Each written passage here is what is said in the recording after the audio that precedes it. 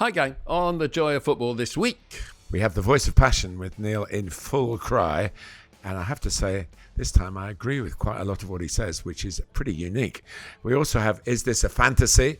When we're looking at Manchester United and Tottenham's seasons. A letter from the Gantry by Martin is about Tottenham, Nottingham Forrest historically and this season.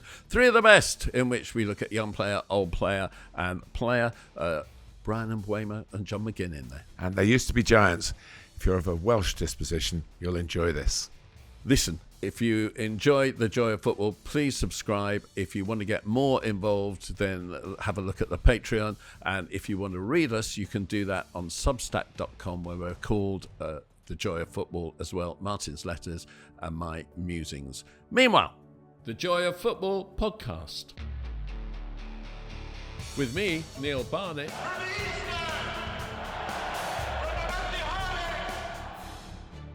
And with me, Martin Tyler. Looks like Xavi! Rooney! Aguero!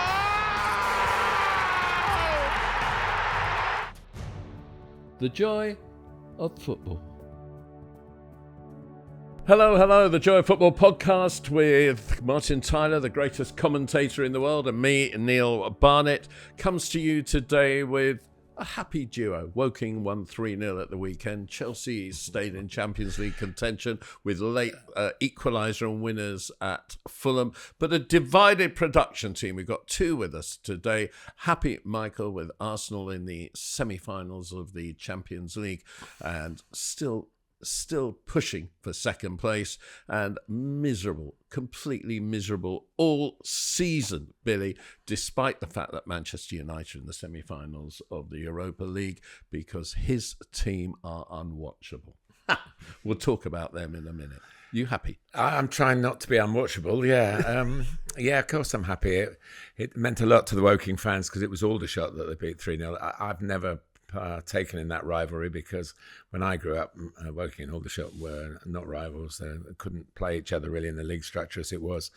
But it was nice, having lost the trophy semi-final in contentious circumstances at Aldershot, to get the points that kept Woking in the National League for another season. Well done, Neil Ardley and the players, to make me sleep a bit easier at night. So it doesn't look it, actually, because I've had a late night last night. So those who are watching, I'd turn away, to be honest.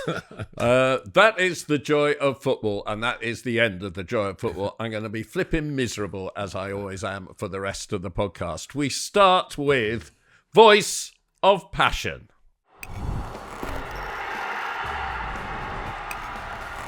Voice of Passion. And Martin will try and bring some voice of reason. I've got two issues with my Voice of Passion this week.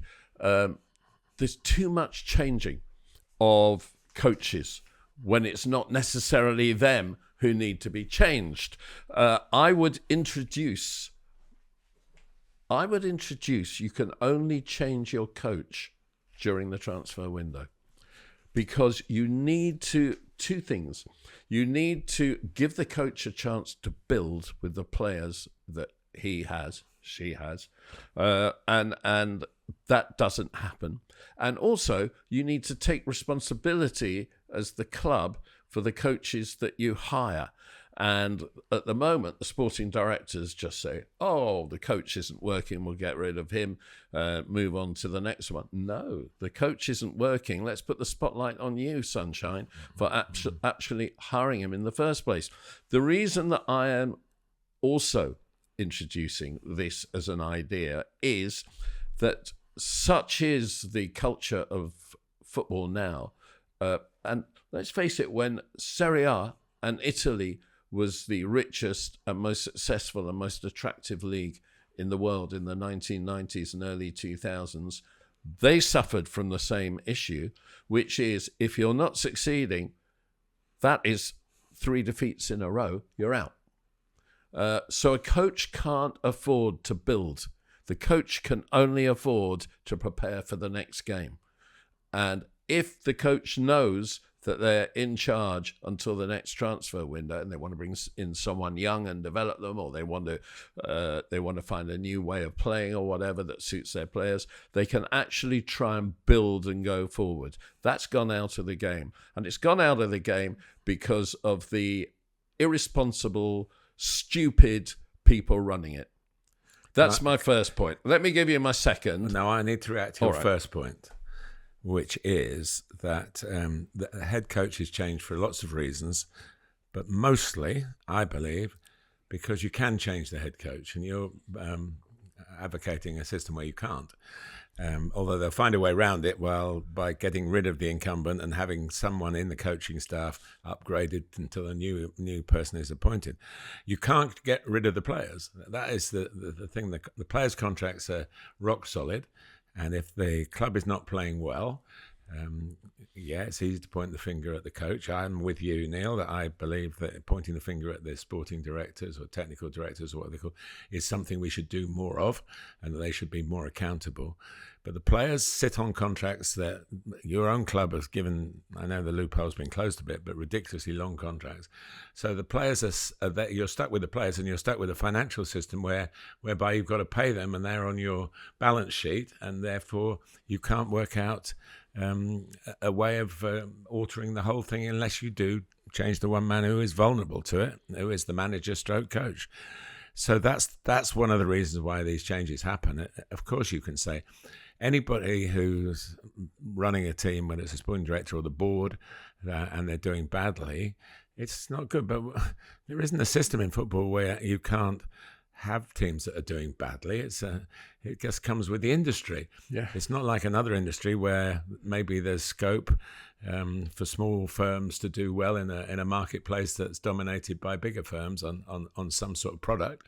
In football, you're either doing well and exceeding expectations or meeting expectations, or you're not. And a lot of clubs are not. So it's just this thing. You're not. Football's got itself into this. The Premier League has got itself into this impossible moving forward position where you have to succeed basically from day one. You cannot build, and it's.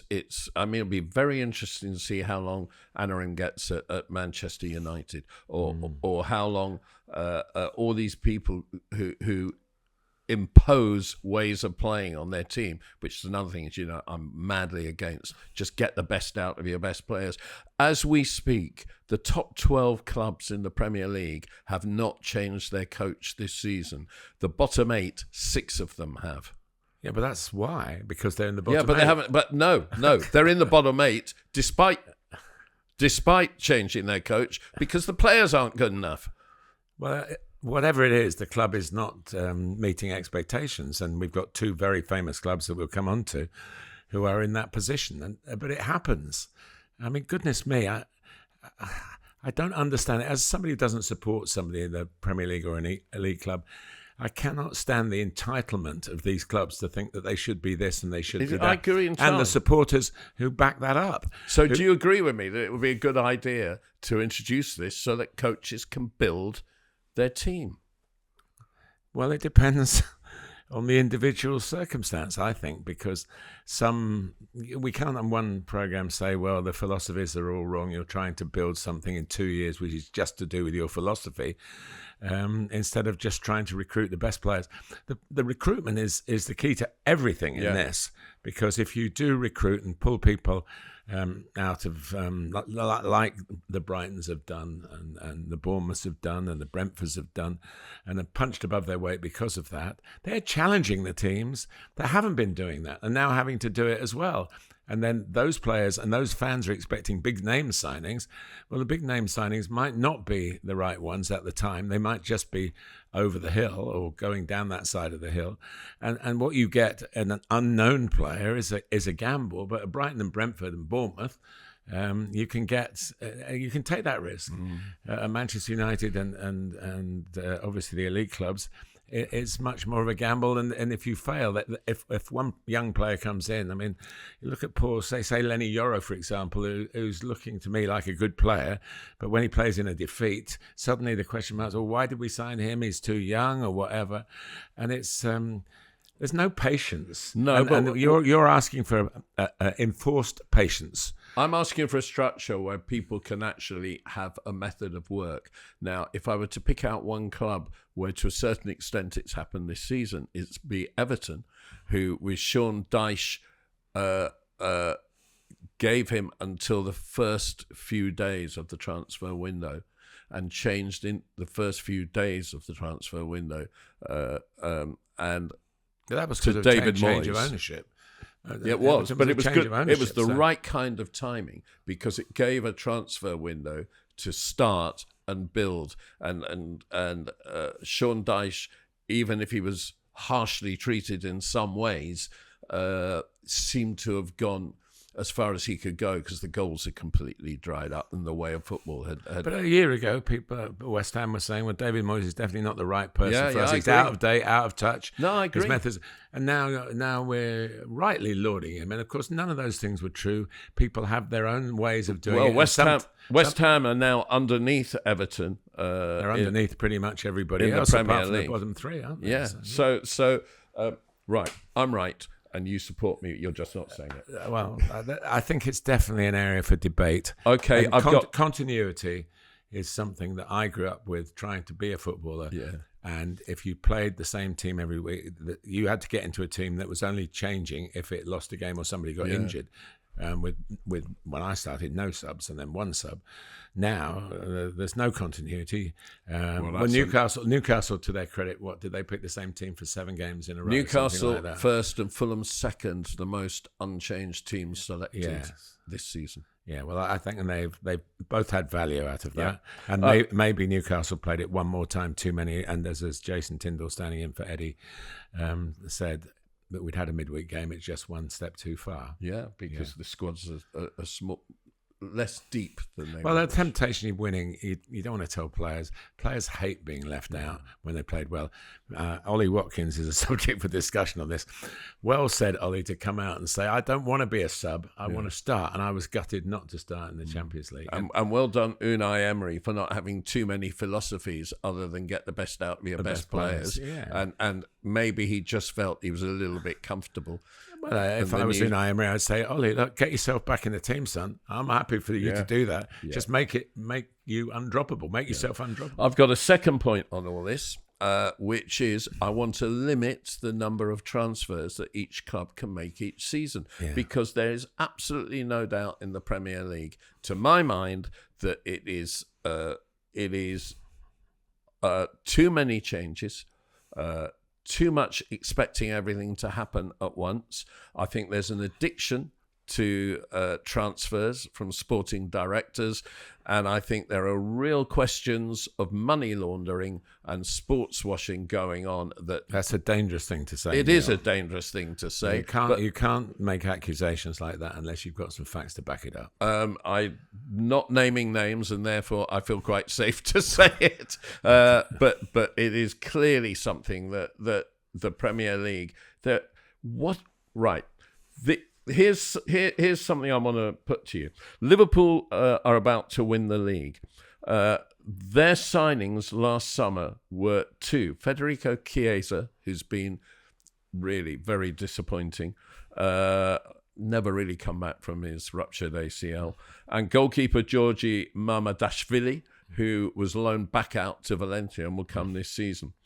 In January, their signings for the first team squad, none. And they will win the league.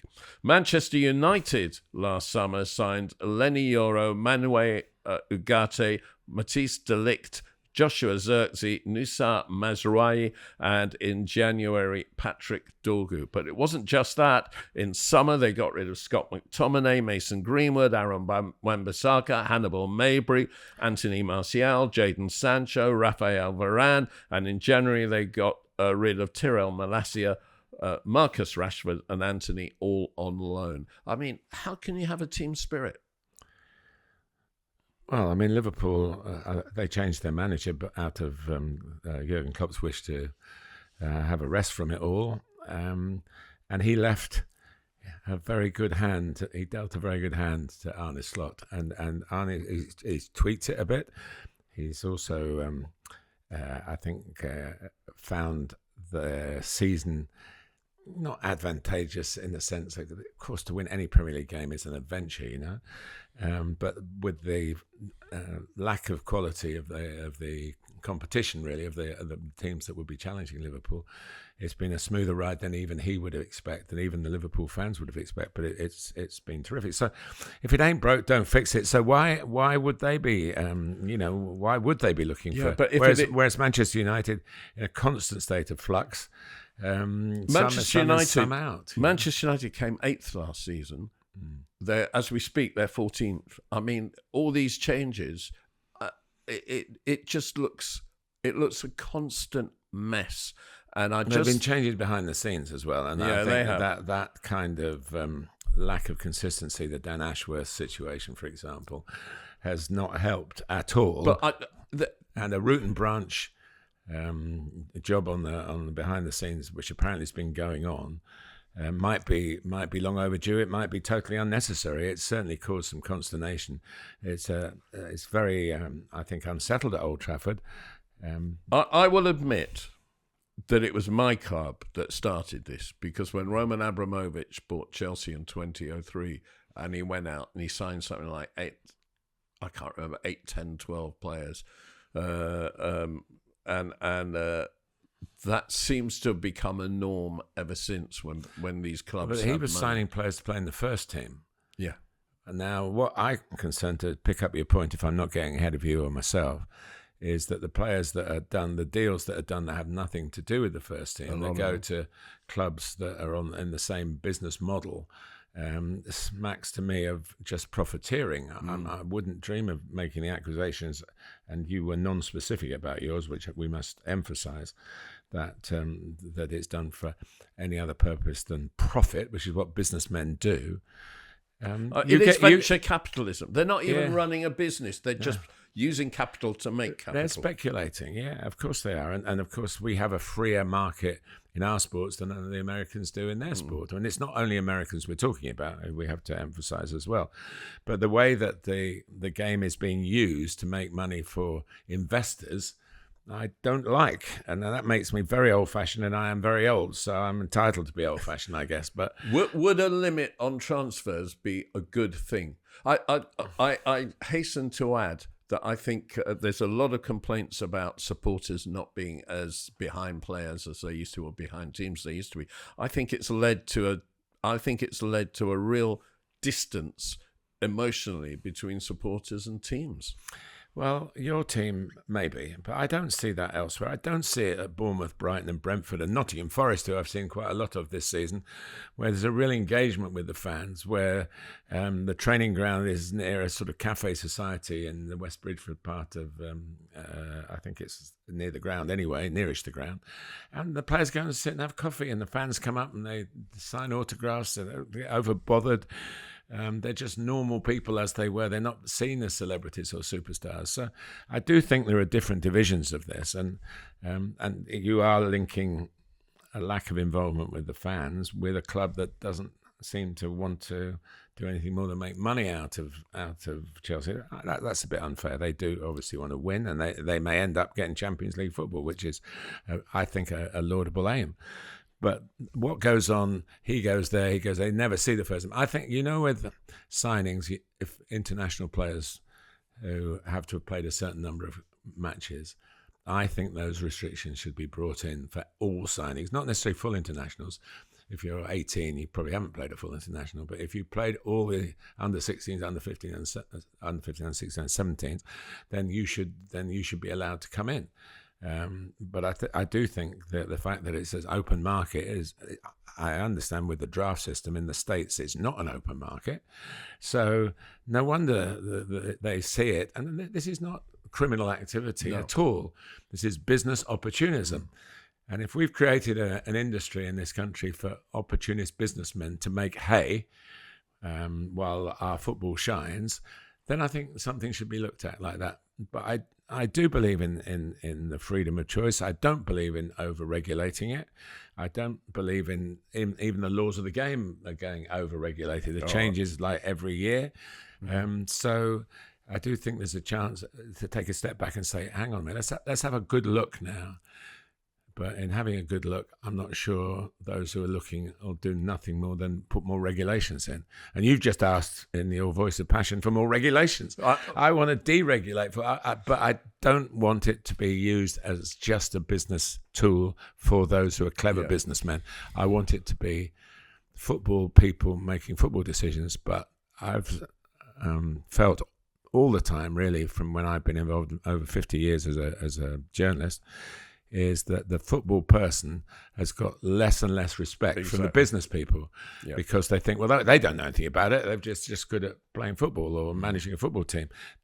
Those should always be a football brain behind these decisions, and I'm not sure that is the case. I'm right. And you think so, really. Let's move on to our new segment that we started, I think, last week. Is this a fantasy? A fantasy. I'm talking really for Tottenham and Manchester United fans. If one of them wins the Europa League and gets qualification to the Champions League, is it a good season? Even though, as we taught, United are 14th and Tottenham are 16th. I'm not qualified to judge. All I would say is a trophy is a trophy, and I hear so often, well, he never won a trophy, as an indictment of a manager or a club. And I would think Manchester United have been winning trophies under Erik ten Hag, despite the fact that people look at his time as not a successful time at Manchester United. He's quite right to point out that they've won trophies in his 2 years. Tottenham haven't won anything since 2008. So I think, personally, I think if you got relegated, even in that case with Wigan winning the FA Cup and getting relegated, that's for Wigan to win the FA Cup. It's worth the price of relegation. I agree, totally. And Portsmouth winning the FA Cup under Harry Redknapp, and soon after that out of the Premier League. Although they got to another FA Cup final, people tend to forget that. Avram Grant was the manager. Yeah, and got them relegated. But Avram. They are things that if I was a supporter of those teams, I would be really proud that those things have happened. Funnily enough, in with Woking, my club, we had a situation where we could have got to the trophy final and won at Wembley this season and been relegated. So I would have chosen what's actually happened, which we didn't get to Wembley. Woking had been there before, so it's not that. Maybe you have to be my age to remember it, but Woking had been at Wembley 4 times and won all 4. Much younger than me. Won 4 out of 4 at Wembley, so there are not too many clubs that can say that. But I would have happily taken what the situation was to lose, even though it was to Aldershot in the semi-final, and stay in the National League, because I think that's the way forward for the club. But that I can't compare that to what Tottenham and Manchester United fans are thinking. I would say, as long as you're not relegated, Man United or Tottenham, and that's impossible, can't happen now, then take the trophy. But if you come second, particularly if you lose the final, it can be a final, Manchester United v Tottenham. It's not a semi-final, as we know. So if you lose the final to a Premier League rival, I think that's a tough one to take on the chin. You saw Chelsea beat Arsenal in the Europa League final, didn't you? So that was pretty tough, I would say, for Arsenal. Yeah. Well, that was Unai Emery in charge at Arsenal. Funnily enough, yeah. And so what do you think? I would take the trophy and 16th or 17th place. I think if Manchester United or Tottenham win the Europa League and qualify for the Champions League, it's a good season. But it doesn't make them a good team. And therefore, they will need to exercise clever activity in the transfer market, which we come back to, during the summer. And in each case, I would just look at the spine. Is the goalkeeper good enough? You were at Tottenham, Nottingham Forest. He didn't cover himself in Gloria Vicario on either goal. He had a poor night in the previous, poor afternoon, as it was in the previous game at Wolves. In the Anana's come in for a lot of criticism. Funny enough, as someone who said right from the beginning he's not good enough, I now think the criticism is over the top on him, which I always felt with De Gea as well. Neither of them were ever top goalkeepers in my estimation, but both of them were pretty high average goalkeepers and not worthy of the criticism they're getting. But you need to build a new spine, centre back, midfield, forwards, and then try and hang on in the Champions League and get into the top half of the table. I mean, that's all you can expect from this base. So it's a bad team having a good season if they win the Europa League. I don't think it's not even a good season. It's a good run in a competition. The season would be, if you're a season ticket holder at either of those clubs, you have seen a lot of defeats. Yeah, you would. I actually think people always say you finish in the league where you deserve to finish, and that's the best measure of how good a team you are. But winning a cup, even the Champions League, you need an element of luck. I think that's garbage. I think you can have such luck with your schedule in the Premier League. So you're in a run of really bad form, and you may lose 4 or 5 games in a row, or get 1 or 2 points from 4 or 5 games in a row, and then suddenly the schedule gives you games against 3 of the bottom 4. And you scramble a couple of defeats, and you get your rhythm. How many points did you get from Ipswich? Yeah, but you say that as a joke, but I'm telling you. No, I say it as a fact. Yeah, I'm telling you that Chelsea have got, as we speak, 57 points this season, and the only teams we've done the double over, home and away, are Southampton, Leicester, West Ham, Tottenham, and Wolves. 5 of the bottom 6, not Ipswich. So that's 30 of our 57 points. And because we only got 1 against Ipswich, that may be the games that lose us the chance of qualifying for the Champions League, if indeed it is lost. And against the top, the rest of the teams, we've only got 26 points. If it was, what did I say, the bottom 6? So against the other, I think it must be the bottom 7 now, because Wolves have gone up. No, because Wolves went over Tottenham, who we did the double over, so it makes no difference. So it's 5 of the bottom 6. So if we only get 26 points from the top 13 teams, because we're one of them, it just shows you that it's not good enough, is what it shows you. Entitlement. It's just amazing. You go into non-league football, you just don't know what's going to happen any season. There's no restrictions on transfers until the end of March, just like it used to be. You down to the quality of the players, quality of the recruitment, and there's no entitlement. There's nobody. Even Wrexham, before they were taken over, I took teams to Wrexham as a coach, and it was a great thrill to see people like Mickey Thomas from your Chelsea days, who lives up in the area, and Dixie McNeil, who was a great goal scorer. He lives a long way from Wrexham. He's right in the northwest of Wales. He travels to it. He travels a lot. You know about Mickey Thomas. When he signed for Chelsea in 1983, the contract that he signed with Ken Bates, because he lived in the northwest of Wales, said he had to move nearer to Chelsea. He moved. He fulfilled the contract by moving 3 miles east, because he didn't want to leave northwest Wales. I love Mickey Joey Thomas. Jones, who was, of course, an ex-Liverpool player as well. Joey Jones. He lives in Wrexham. Yeah, and they travelled together. We've done this story before, but they travelled to training and either go home again, 200 odd miles, or they'd sleep at the ground. Yeah, well, they sleep in the ticket office. They sleep in the referee's office if they could gain access to that. Absolutely incredible. Yeah, great. I think the game has changed in that. And respect. have a few drinks to make themselves comfortable. Yes, maybe get great company. people, and very good footballers, to be fair. So for me to. You lot live in a fantasy world. Well, no, I'm coming back no to wonder say, you're talking about I'm coming back to say, if they win the Europa and qualify for the Champions League, it's a good season. It hasn't made them a good team. It's not been great for their supporters, but it's had a great climax, and they've really got to build. But it's an achievement. Well, it was an achievement to win the FA Cup, and before that, the League Cup. For Eric Ten Hag's team, United wouldn't be in this situation if they hadn't won the FA Cup. No, that's true. Yeah. Okay. We half agree on that. Yeah. I don't have a choice with the next one, because it is Letter from the Gantry by Martin Tyler. letter from the Gantry. Cheers, Neil. My most recent commentary for the Premier League's World Feed was the Easter Monday match between Tottenham Hotspur and Nottingham Forrest. A standalone game in its own right. Both clubs pushing for Champions League qualification, but by different routes. Spurs' excellent win away to Eintracht Frankfurt pushed them further along the Europa League pathway, where the victor earns a place in Europe's elite competition next season. Forrest are embroiled in the battle for a Premier League finish high enough to earn the same prize. Top 5 this season because of the progress across the 3 European competitions by English clubs.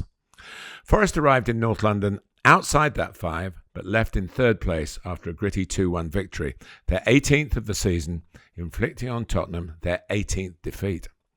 Chris Wood, much mentioned on the Joy of Football, notched his 19th Premier League goal of the campaign. It proved to be the decider. It is a fixture that's had quite a past. The 1991 FA Cup final, for example, decided by an own goal from Forest star defender Des Walker, who'd grown up supporting Spurs. The great Brian Clough's first match of his peerless 18-year reign in charge of Forest was an FA Cup tie away to Tottenham, who had a well-deserved reputation at the time as Cup Kings. Clough had inherited an average second division side, but inspired them to a 1-0 win at the old White Hart Lane. He was off and running. But arguably the most significant meeting between the two clubs happened in October 1983, the first football match ever shown live on English television. In its entirety, to be pedantically accurate, because in 1960 there had been an experiment which involved the partial broadcast of Blackpool versus Bolton, also from the old First Division. That plan was quickly scrapped. The fear for decades was that live football on television would discourage fans from going to the games, and it really wasn't until the advent of specialised sports channels and a subscription service that the games authorities and the broadcasters found the right balance between the stadium and the screen. In 1983, it was a tentative toe in the water. The deal allowed 5 live games each for ITV and BBC to set alongside the regular highlights packages. That inaugural game was in October because of the belief that there would be limited interest in August and September. Television ratings generally only perked up after the end of the summer. Another concern was that a whole game would be dull for a nation used to edited highlights, with what were termed the boring bits cut out. No one then could have imagined the impact the live coverage would have with its link with the Premier League, which itself was still almost a decade away. The choice of Forest for that historic match had a fair bit to do with the charismatic Clough in the away dugout. Since his baptism in North London in 1975, he'd loaded the cabinet of the City Ground with trophies, including 2 European Cups. Spurs were playing attractive football too under Keith Birkinshaw and would lift the UEFA Cup at the end of that season. Jim Rosenthal presented the coverage, commentary from Brian Moore and Ian St John. Spurs came from behind to win 2-1. The crowd of just over 30,000 was below capacity, but bigger than the home game before and the one after, which were not televised, so there was no real absenteeism to threaten the deal. The attendance on the recent Easter Monday evening was almost double that in a much bigger stadium, of course, but emphasising how over 40 years on, broadcasting the game live has enhanced its appeal. It was 2-1 again, but this time to Forest. Brian Clough built his teams on defensive solidity and would have appreciated the resolve shown in this victory. He valued highly the necessity of a top-class goalkeeper. Matt Sells is a worthy successor to Clough's most renowned number 1, Peter Shilton. A former goalkeeper himself, Nuno Espirito Santo, is a calmer character in the dugout, though he has had his moments. His physical stature gives him considerable presence. He's turned Forest into the most effective team in the country without the ball, but he knows how to win with often a meagre share of possession, which was as low as 30% at the Tottenham Hotspur Stadium. And thanks to those in football and in broadcasting who took that chance on that fixture over 40 years ago, it was live!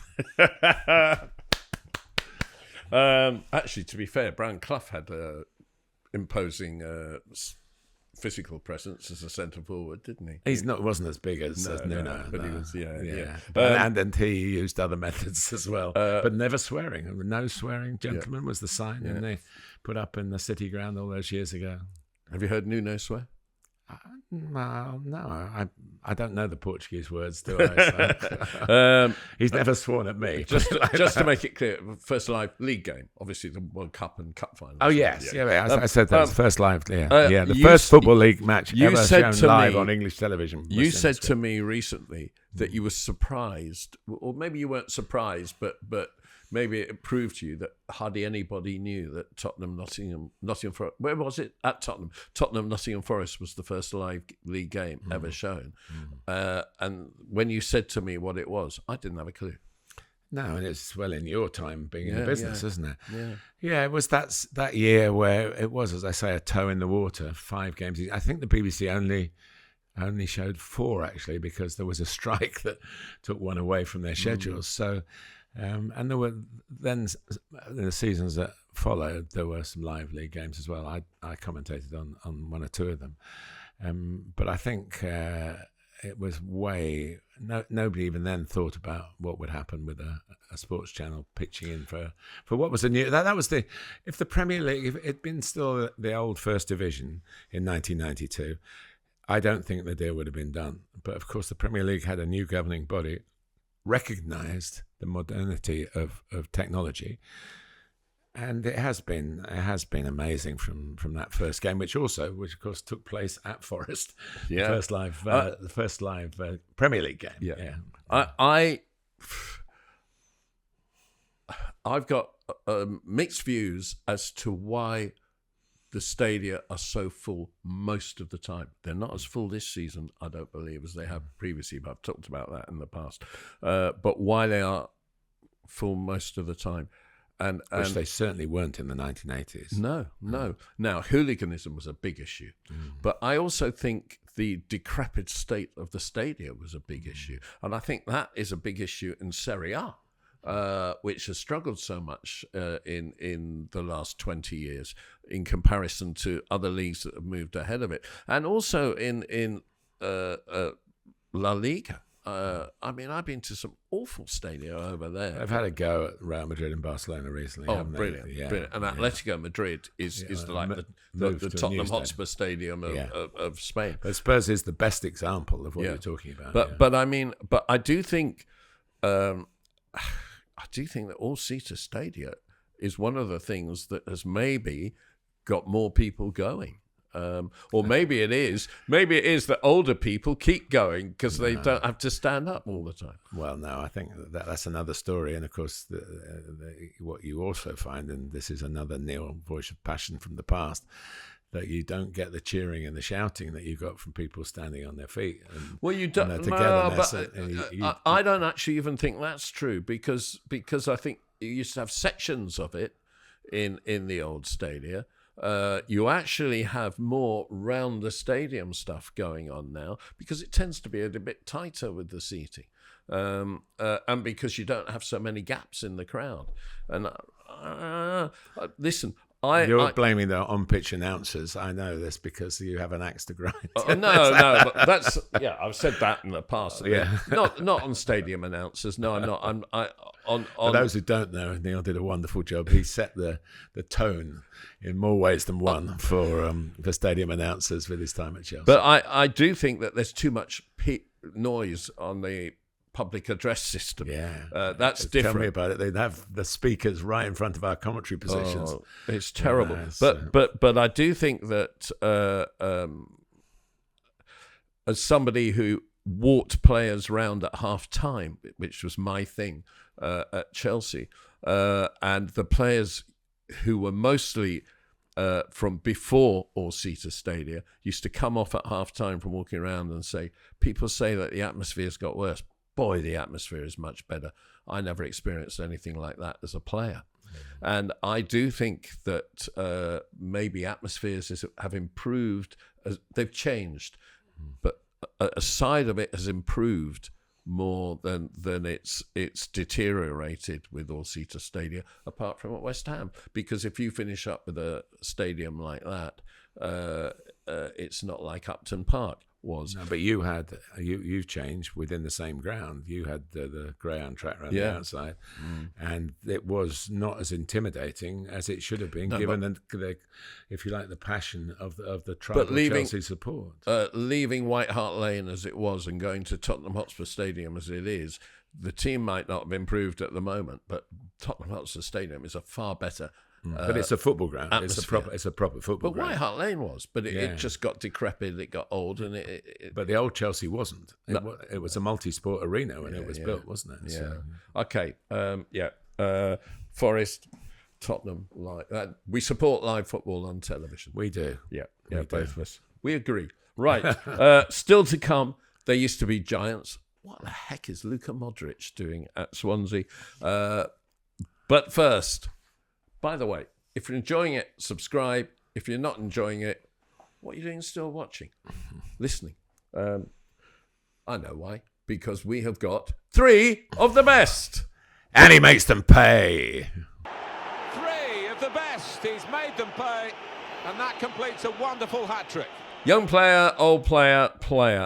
Martin, who's your young player this week? Well, I sort of walked into the other end of this at Tottenham because Archie Gray actually was not involved in the game against Nottingham Forest, but he was there, and he was fielding questions all about his brother Harry. And I'm going to go with Harry as my young player. He's played 6 minutes of first-team football, give or take a bit of stoppage time, and helped Leeds to a 6-0 win to guarantee return to the Premier League. But Harry Gray is the latest in the line of Grays from the Leeds area. And of course, Scottish background with his great uncle Eddie and his grandfather Frank, and his father Andy. Another Andy Gray, not the one that is still broadcasting on live football, and obviously Archie has had a real baptism of fire in his first season at Spurs, having left Leeds. But Harry looks like a twin actually, and he was suitably modest at the end, but the other players pushed him forward to the fans, and I have to say he wasn't too bashful when that happened. He'd got a dance or two in him. But what a responsibility carrying that name into first-team football. But you know, when he's seen Archie, who's still only 19, by the way, only just 19. So he's got a great role model. There is a story. I can't remember. I was trying for the life of me, knowing I was going to talk about Harry Gray today, to mention how I knew this. But somebody I knows somebody who lives in the road of the... Is it you? Was it you? And the family home. Yeah.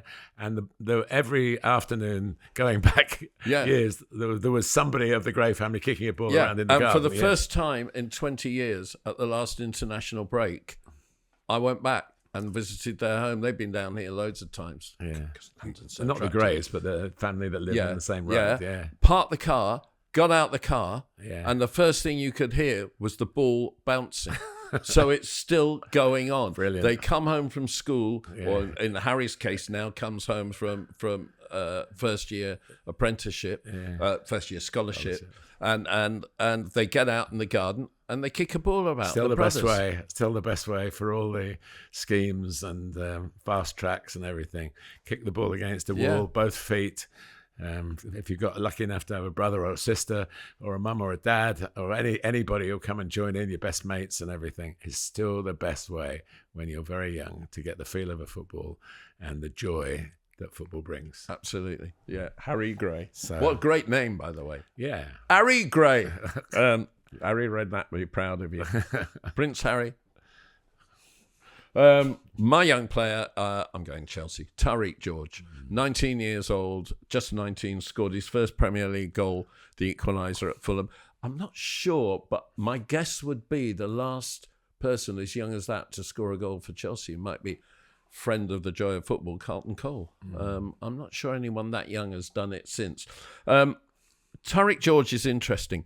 Towards the end of last season, I went to a Premier League 2 playoff final. The way the second team, which is the under-21s, is run in this country, which, as you know, I'm dubious about the quality and the preparation for Premier League football that this creates, because it's just boys football. But they're in two divisions, Premier League South and Premier League North. And at the end of the season, they had a playoff of the two title winners, and it was Chelsea against Manchester United. It was held at Stamford Bridge. I think this season they're going US MLS style, World Cup style, and I think there's probably 16 teams or something, or 8 teams in the playoffs. I'm not sure. I don't think it's the way to do it, because I think it takes away some of the responsibility and pressure that the actual league games bring on you, because success is making the playoffs rather than winning the actual league. But anyway, here we go. It was. I agree with not having a national league. You don't want kids, 16 to 18-year-olds, doing the whole country. You really want them. You really want them preparing in their own neighbourhood and what have you. I think that's a very modern day view. I mean, as a sport of a national league club, where players go. When we were in the National League, we had a player, Jaden Wareham, who went to Chelsea. Yeah. He had to travel with us, and there are actually safeguarding rules. But that makes it difficult. But then you go down a level, you're Woking, and you're in the National League South or the National League North, because it becomes uneconomic. But when maybe when you started watching football, certainly when I started watching football, we had the First Division, Second Division, Third Division South, Third Division North. Yeah. And the reason that changed is because communications is much easier now. Yeah, that's true. But anyway, to come back, so the Chelsea played Manchester United a year ago in this Premier League 2 playoff. United won, deservedly won. Chelsea weren't very good, but Tyreek George stood out, and he was playing number 10. And his vision and his range of passing with both feet was unique. So I came away from there saying, this is the next kid. I'm really looking forward to this kid. Well, how lucky, I talked about you can be lucky in the league with your schedule. You can be lucky as a youngster with your schedule. How lucky for him that Chelsea were poor in the first team last season, but still qualified for the UEFA Conference. Because in the UEFA Conference, Chelsea have yet to play a team that is higher than mid-table championship quality, and probably not even that. As a result, they have got through to the semi-finals without using first-team players in the main. In fact, ironically, the best team Chelsea have played in the UEFA Conference was in the qualifying playoff to get into it against Servette of Switzerland. The 6 teams played in the league stage, and the 2 teams played since in the round of 16, the quarterfinals, have not been as good as Servette. And he was helped. He was a substitute early in the competition, and then Mikhailo Mudryk got banned, or we are told banned, for his failure of the A test on a drugs test, and so suddenly there was a shortage of players. So he gets into the team. Martin, he was a boy amongst men. The under-21s had not prepared him for this level of competition. He struggled. He was manhandled out of it, but he was given a chance, because that was the most important thing. Give him a chance at that stage against these teams.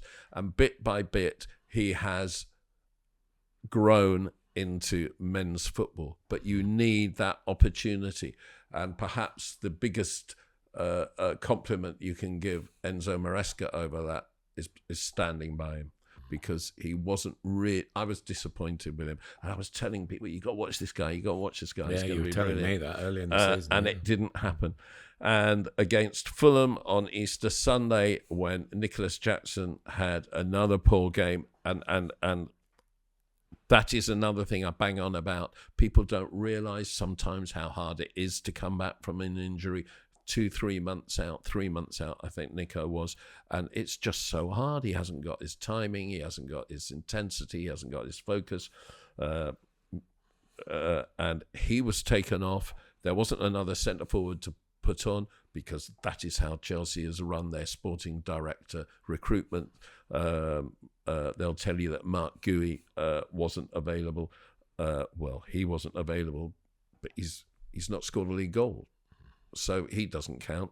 Christopher Nkunku wasn't in the squad, as far as I know, not selected rather than injured.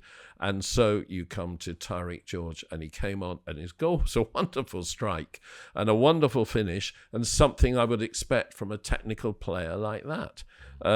And he scored a Conference League goal. He scored a conference, but he played a lot of minutes before he got that goal. So well done to him. Sometimes the luck goes with you in the opportunities you get. The luck's gone with him, and maybe we're seeing a career starting now at first team level because it's gone his way, and he deserves it because he's stuck by it and he's got the talent. I'm excited. Old player. Yes, well, I'm afraid for those of you who think there's too much Chelsea in this enjoy football, which I always subscribe to that view, but he has got a Chelsea connection. But Scott Parker, who has taken Burnley to the Premier League, a great achievement for an English coach. Obviously, it's a shortage of them in the Premier League. Scott Parker, Burnley win, opposition 0. Yeah, that's about it, isn't it? 31 games unbeaten, 15 as we speak, with 2 games to go, 15 goals conceded. I think if they divide it, it's all done by averages, but if they concede 2 more goals, they'll have a all-time record, including Mourinho's season, with the sums being done, the algorithms being done. A third time with a third different club. He's got a promotion, Fulham, Bournemouth, and now Burnley.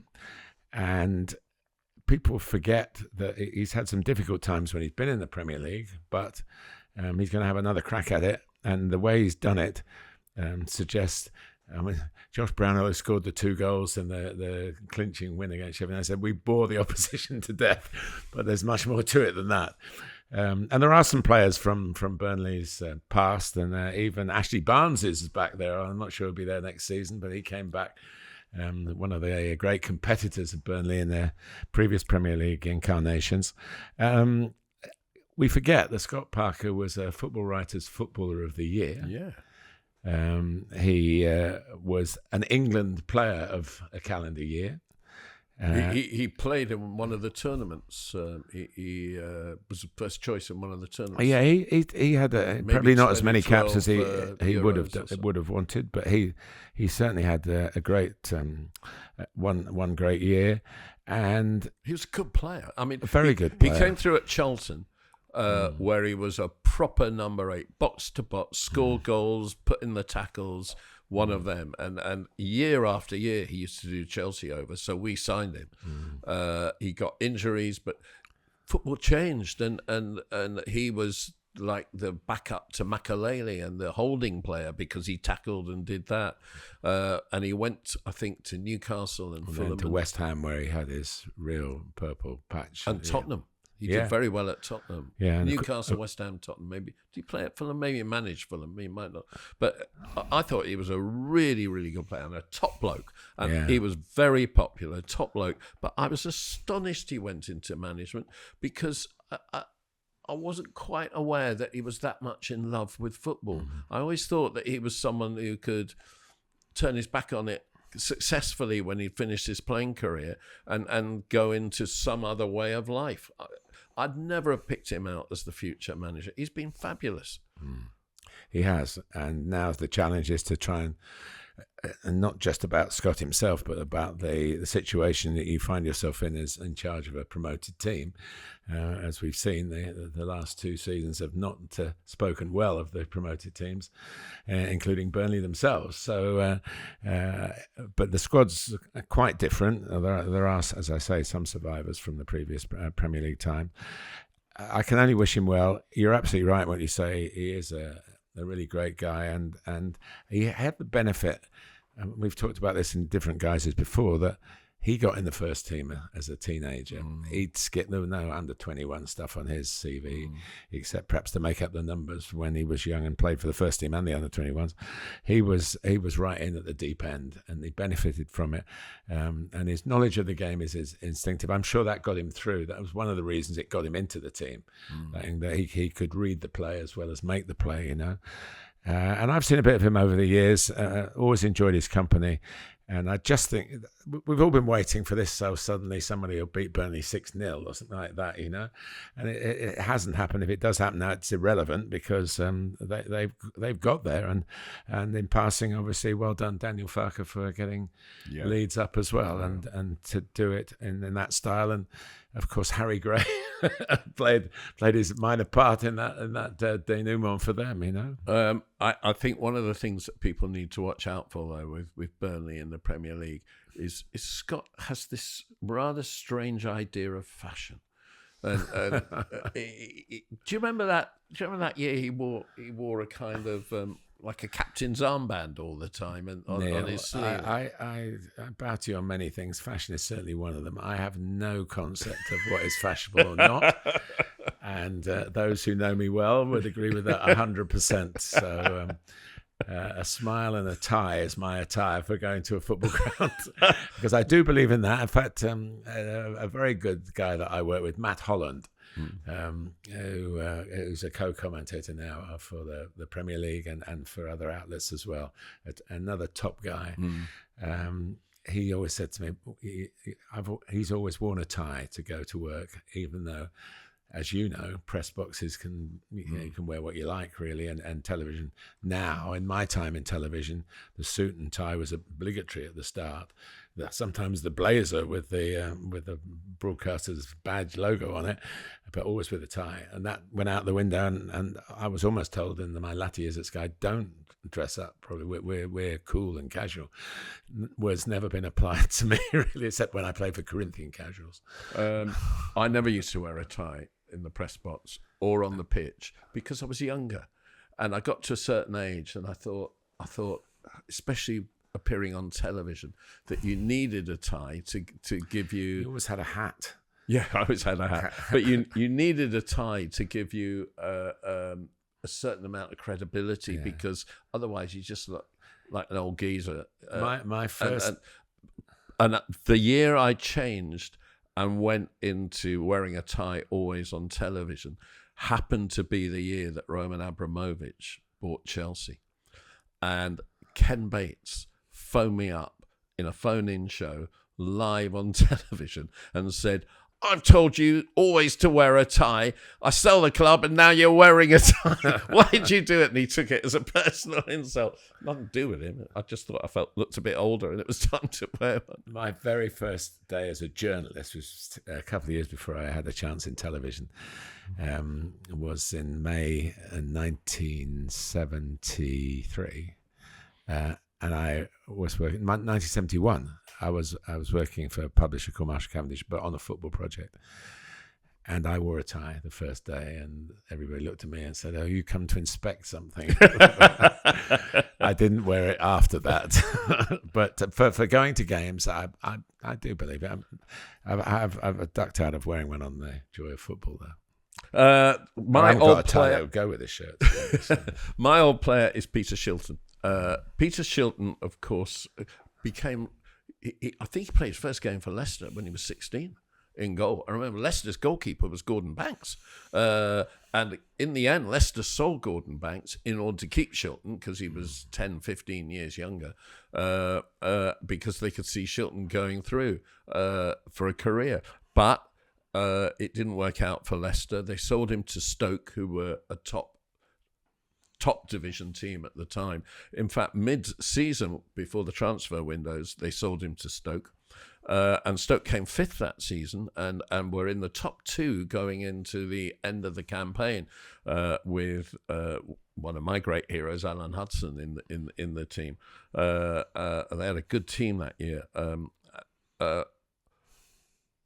Nottingham Forrest got promoted to the top division in 1977.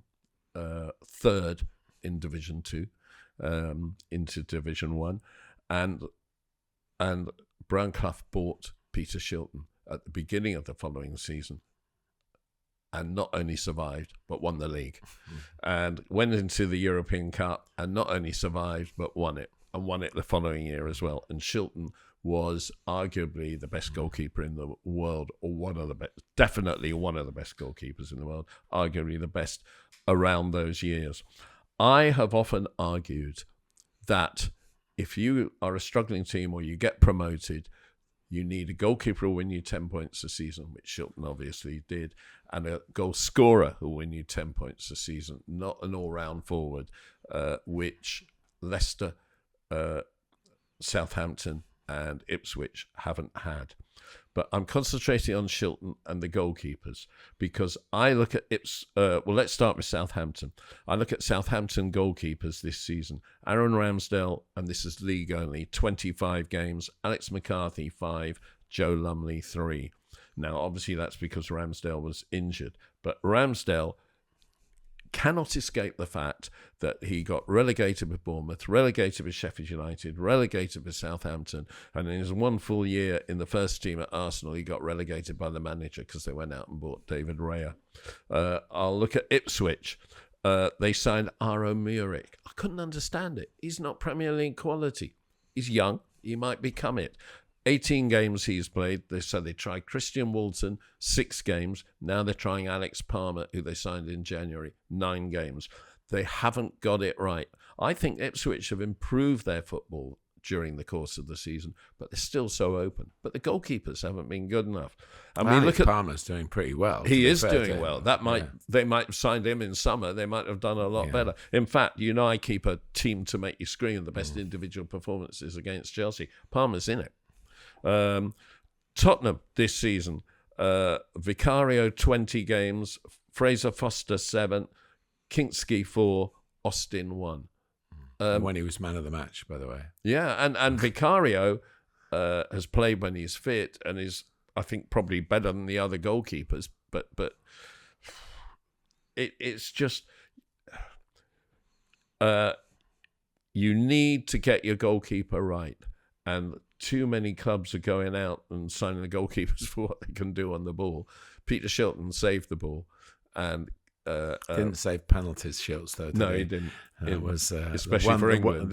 One thing that was held. But a fantastic goalkeeper who I think won the psychological battle. So many, particularly later in his career, when players were coming through at goal and thought, "Oh, we've got Shilton here to be," and they weren't up to the task. He was excellent. And get your goalkeepers right. Yeah, but you've got to get them right is hard, because they are asked a lot. I mean, the distribution.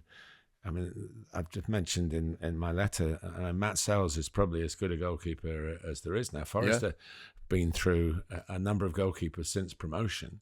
But Wayne Hennessy is back there. He was there the last game when he's the third goalkeeper who hasn't played, I don't think, at all last season. So he left Forest at the end of the season before, and he's nearly 40, but he's just there just in case. So there's a lot of that, and sometimes the third choice goalkeeper has to play because of circumstances that you mentioned earlier.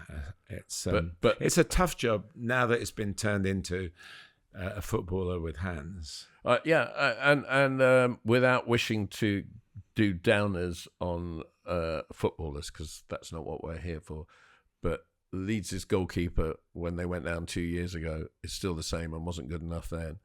And Burnley have got a young goalkeeper. He's not. He's been left out now. What is it? Melia, yeah. Carl Darlow is keeping goal. Oh, that's right, the old Newcastle goalkeeper. Yeah. And Burnley have got Trafford that everybody seems to be looking at. But he's let in 15 goals this season. Yeah, I'm not sure. So, you are a hard man to please. No. I look at Kelleher and I think, blimey. If I'm promoted, I'd have a look at him, especially as they're going to be signing or getting it's back. It's very difficult. You look at the goalkeepers. I mean, West Ham, Lucas Fabianski is still on the roster. I mean, he's lost out this season partly because of injury, to Alphonse Areola, who's another goalkeeper who's been around a while and has played international football. It's really I hard. think those goalkeepers are Premier League goalkeepers. That's one of the reasons West Ham may have struggled, but they haven't gone down. Well, they're talking about signing Ramsdale. They're idiots. Yeah. Right. Aaron Player. Ramsdale is a fine goalkeeper, by the way, but he's not been in fine teams. That's the problem he's had. My player is, I should have paid tribute to him before, I think, but I've talked about Johan Wisser, but his sidekick, Brian Mbeumo, is just, he's been amazing, really. Now got 18 goals in the Premier League as we speak. He's only 25. I was surprised when I checked that out. He's been there He looks since about 125.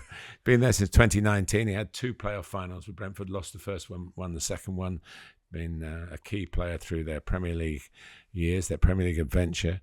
Everybody said with Ivan Toney going, that'll be the end of Brentford. They get relegated, and it's just been the opposite. And they also signed Igor Thiago, who was going to be Toney's replacement, and he's been injured. Might play one game maybe, but Mbeumo scores goals, makes goals. He does it with a flourish. He's quick. He's got a sort of acceleration, a bit like Mo Salah. He plays very like him. His use of the ball is very similar. Very, and you can't give him a higher compliment than that. He was a France under-21. He is French, but he joined up with Cameroon because of his qualification. One of his parents is from Cameroon. And he met Samuel Eto'o to make that decision, who was persuasive, and he's now a regular for Cameroon. He's just, the Brentford fans know how lucky they are to have him. I don't see too much noise around him for moving elsewhere, but he could play for a so-called elite club. Although most of the elite clubs that he might have played for are below him at the table now, some of them are anyway. And I just think he doesn't seek praise. He just gets on with the job. He's always very approachable for the interviews, and we talk about maybe the talent isn't so evenly spread. But one word we've mentioned a few times: recruitment. Whoever got him, and Brentford, of course, with the algorithms of the Matthew Benham and his cohorts, they have an extraordinary. I actually met somebody the other day who's been privileged to see behind the scenes at Brentford, a former Brentford player, and he said it's just unbelievable what the detail that's gone into data detail, and if it produces people like Brian Mbeumo, it's worth all the technology that's needed to do that. Champions League quality player? Yes. I agree. Yeah. I agree. Undoubtedly. Yep. My player this week is a Champions League player, and he'd be very proud to be called that. It's John McGinn. I love John McGinn. I love John McGinn because he's fat and slow, except that he's not. No. He looks as though he should be. He's as fit as anybody could be. Yeah. He gets around the pitch as well as anybody in the Premier League or in Europe, and he shines against the best clubs in the world. He's a captain. He's a leader, and he is the kind of player that is an absolute joy for every supporter and spectator to watch, because you feel he's just a bit better.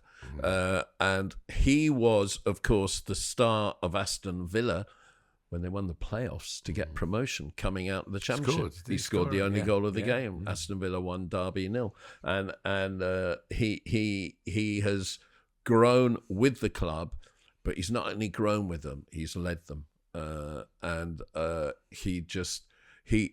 He's a farmer. He's a plougher. He's a plougher through midfield, but he ploughs through midfield in a way that gets you promoted from the Championship, and it turns out in a way that gets you into the Champions League, and it turns out in a way that flourishes in the Champions League. And he is an absolute joy to watch, and he deserves everything that he gets out of the game. I could not agree with you more. Going back to the dim and distant past, which I tend to do, is everybody had the John McGinn. Yeah. a Scot, several Scots, who'd learnt sometimes through the school of hard knocks, sometimes through what I've mentioned before, what I think is Scotland have an educational system that England could learn from, because they produce players who have their football talent, but they don't come away having seemingly wasted an education. They're bright and they're interesting to talk to, and certainly John McGinn comes into that category. There's no praise too high for him. The Villa fans, they've got their song for him, and they absolutely adore him, and they're lucky to have him. He's lucky to have them as well. It takes two. You've given the chance, but you've got to make it happen. So those who gave him the chance should be very pleased with their choice, and then John should be very proud of what he's done. And of course, they're still in the hunt. The semi-final, we're speaking before the FA Cup semi-final against Crystal Palace.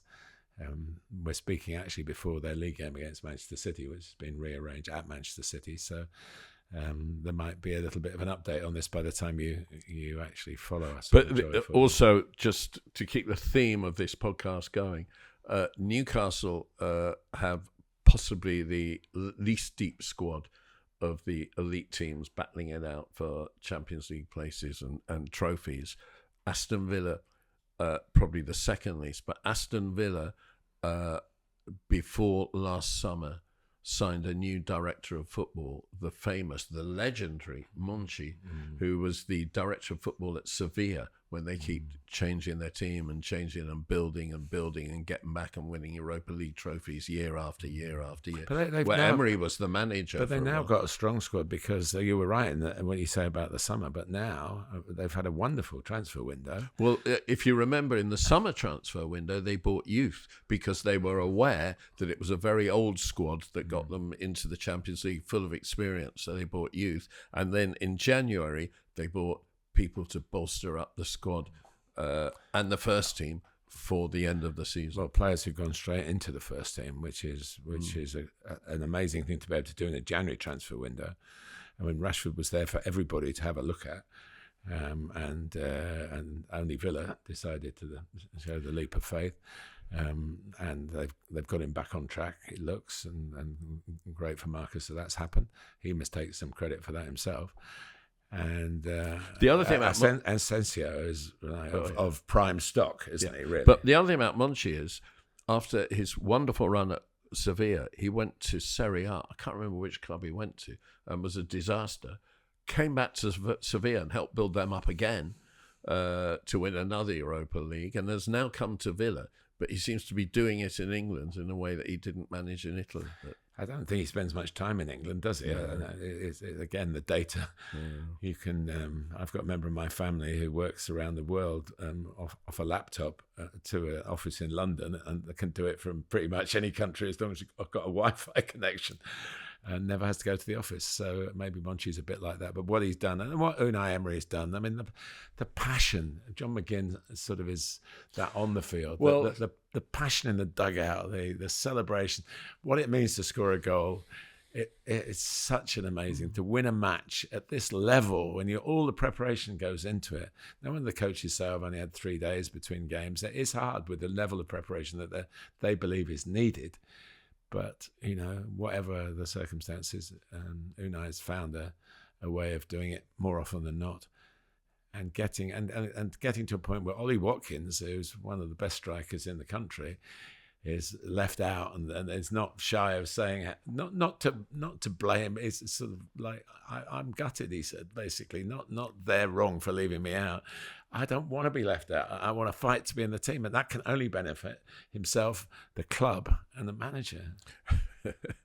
Do you think that the joy of Aston Villa's football is that surely Unai Emery is one of the least graceful people on the touchline physically, his movements are so jarred and so jagged. Do you think he and John McGinn have some kind of telepathic understanding in the way that they move and everything? Well, whoever's pulling the strings, maybe, I don't know. But they are a great watch. Aston brilliant. Villa. They are a great watch. And I've come in the era where the manager Cam has been brought in. Of course, when I started commentating, you never got a shot of the manager. No. But the best of Unai's histrionics, I'm sure, will make I was going to say a DVD, but that's out of date now, isn't it? Wherever you get your podcast. Maybe we should try and get Unai on. I would love to spend some time with him. Yeah. How he's got to where he is now, and now he's got the English to be able to tell us. We move on to a very quick. They used to be giants. And our giants this week, they weren't really giants, but they were to a certain extent, is Swansea. Swansea won the League Cup in 2013. They had players, Ashley Williams was their captain. Ben Davis, still with Tottenham, was their left back. They had Michu scoring goals up front. He got... I mean, his form at Swansea got him into the Spain team. And they had some other very good players. Nathan Dyer, Leon Britton, who was a Swansea legend in midfield. And one of my favourites, just because of his name, Angel Rangel. Yes. Right back. He insisted on being called Angel at the end. And I said, you can't do that. It's not Angel. You weren't born to be an angel. And they came up in 2011 in the playoffs. They beat Reading 4-2. I was there, actually. And in the first season with Brendan Rodgers as their coach, they came 11th. The following season, when they won the League Cup with Michael Laudrup as coach, Rodgers having moved on to Liverpool, they came 9th. 12th, 8th, 12th, 15th, fell away and got relegated 18th. Now, in this theme of today's podcast, I just want to run through their managers because they lost their way. 2010 to 2012, Brendan Rodgers. 12 to 14, Laudrup. 14 to 15, Gary Monk, who was a substitute when they won the League Cup. 16, Francesco Guidolin. 16, Bob Bradley, the former USA coach. 2017, Paul Clement. All these names won by, they weren't lasting 6 months. 17 to 18, Carlos Carvajal. 18 to 19, Graham Potter. Now relegated, of course. 19 to 21, Steve Cooper, who moved on to Nottingham Forrest from there. Yeah, Graham Potter was after relegation, wasn't he? Yeah, Graham Potter as well, yeah. 21 to 23, Russell Martin, before moving to Southampton and getting promotion. 23, Michael Duffy, didn't last long. 24 to 25, Luke Williams. And now it's Alan Sheehan, caretaker to the end of the season. Basically a right mess. But there's some really good names in there, yeah. and the kind of football that Swansea always wanted. But you didn't mention Roberto Martinez, who was before Brendan Rodgers. So there was a way of playing that they tried to impose on the way, one of the early philosophies, maybe. Yeah. And it ran its track. You've got to remember that only 2 seasons back in the early 1980s was Swansea ever a top flight under John Toshak. And then they ended up in administration after that. And so it's been a real giant to the opposite roller coaster ride for them. And how here they are, not threatening promotion in the Championship, mid-table, and suddenly it's announced that Luka Modric is making an investment. Most of those managers would be happy to have him on the field, wouldn't they? It would fill their midfield. He started a statement by saying, "Hi, Swansea fans, I'm Luka Modric, and I'm excited to be a part of the journey." Luka Modric, the greatest midfielder of his generation. He's still not bad now. But he's knocking 40. He wants to play in the next World Cup. I can't see him being at Real Madrid next season. And he's taken apparently 5% investment in Swansea. What's he doing? Well, I don't think it's a hedge fund. He's in love with the game. He does, and he's given the game so much, and I hope he's planning to give the game. It's not a huge influence, is it? It's not of, say, Jim Radcliffe minority stake No, but proportions. that first season that they were up under Brendan Rodgers, he was still at Tottenham. So he played against Swansea twice before he went to Real Madrid. Yeah, he listen. He knows a lot about football. He I'm sure. I mean, all his focus on playing, he would have. He's a student of the game. I would hope that would lead to some sort of involvement when he finally has to hang up his boots. And you're right, he does want to play in the next World Cup. And I mean, his total of caps is mounting still. So he's if you're a Swansea fan, then you hear, God, some ex-players decide to have a stake in us. There are a lot of people that you would go, oh, I'm not sure about that. Well, you wouldn't with Luka Modric with us, the Swans. It's a fit in terms of football philosophy. It's a fit in terms of the passion that the Swansea fans have for their club. I don't know whether I've got a Welsh great-grandmother. I don't know whether Luca's got anything going back in his heritage like that. It's a strange one when you sort of hear about it, but I mean, I hope it's not strange, and it can't be a financial investment. It surely can't. No, Swansea in their most successful years were actually run by local people, but it all got a bit too big, and the big boys moved in, and the ownership changed quite a lot. One of my teammates at Corinthian Casuals in the early 1970s was chairman of Swansea, Steve Hamer. Yeah, and he's from South Wales. He very much cared about it and still does, really. And although he's not there anymore, he Chelsea supporter. I'm not so sure about that. He lived in the same square as Frank Lampard in the Chelsea near South Kensington. I know that, but no, I think the Swans are his team, and he had John Hollins as manager. Though, so that's more credence to your argument, maybe. Yeah. There's been a topsy-turvy ride, and football has now, I think, got a more prominent place in Welsh sporting culture than it had before, and Swansea and Cardiff are very important to that, and Wrexham now, of course. But what's happening, if you look at that championship table, Cardiff are in danger of exiting by the wrong door, and there's still a few games to play, so maybe they'll stay up. But they've had a managerial change even recently. So I mean, there's talk of him being involved in recruitment and just general advice. I don't know if they'd try and get him to play for them at the end of his career. I mean, as he gets deeper and deeper in midfield because of his lack of legs and years, he could become Leon Britton, because Leon Britton played like that. I mean, he must have played 400 or 500 games from him. He's an absolute wonderful legend right through that Premier League era. He was an excellent player, and Modric could do that. I mean, I think it's brilliant personally that a little Swansea. Do you know when in the early part of their time in the top flight? Someone phoned my radio show in USA and said, we want to support a team in Premier League, but we don't want to necessarily go down the normal tracks.